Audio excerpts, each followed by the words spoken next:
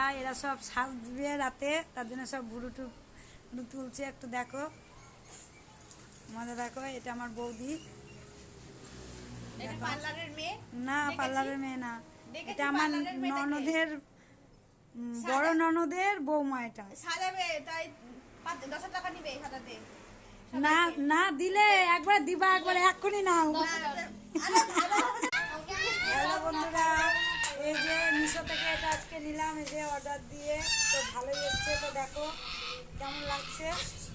এটা আজকে আমার দিদির অ্যানিভার্সারি, দিদিকে গিফট করব।